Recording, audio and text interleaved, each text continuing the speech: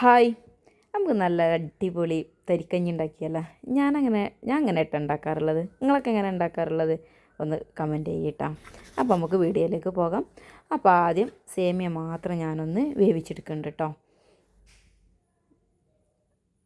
അപ്പോൾ അതാ സേമിയ വെന്ത്, അപ്പോൾ ഇതാ പെട്ടിപ്പാലാണ് ഞാൻ യൂസ് ചെയ്യുന്നത്. അപ്പോൾ അതാ സേമിയ നല്ലോണം വെന്ത് റെഡി ആയിട്ടാണ്. അപ്പോൾ നമുക്ക് പാല് ആഡ് ചെയ്ത് കൊടുക്കുക. നിങ്ങളെ പാകത്തിന് പാൽ ആഡ് ചെയ്ത് കൊടുക്കുക. പിന്നെ കുറച്ച് പഞ്ചസാര ആഡ് ചെയ്ത് കൊടുക്കുക. പിന്നെ അല്പം ഉപ്പ് ആഡ് ചെയ്ത് കൊടുക്കുന്നുണ്ട് കേട്ടോ.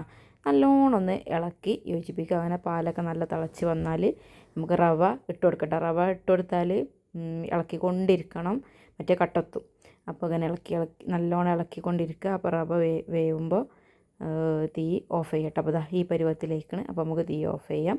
ഇനി നമുക്ക് കുറച്ച് നെയ്യ് ഒഴിച്ചു കൊടുത്തിട്ട് ചീരുള്ളി ഒന്ന് മൂപ്പിച്ചെടുക്കട്ടോ. പിന്നെ അണ്ടിപ്പരിപ്പും മുന്തിരിയും ആഡ് ചെയ്ത് കൊടുക്കാം. അതൊന്ന് മൂപ്പിച്ചെടുക്കാം.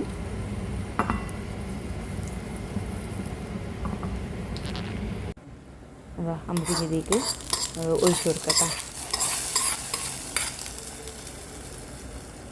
അപ്പോൾ നല്ല അടിപൊളി നല്ല ടേസ്റ്റുള്ള തരിക്കഞ്ഞി റെഡിയായി.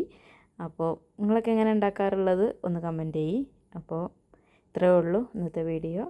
അപ്പോൾ എല്ലാവർക്കും ഇഷ്ടപ്പെട്ടാൽ ലൈക്കും ഷെയറും സബ്സ്ക്രൈബും ചെയ്യാൻ മറക്കരുത്. അടുത്ത വീഡിയോ ആയിട്ട് വീണ്ടും കാണാം.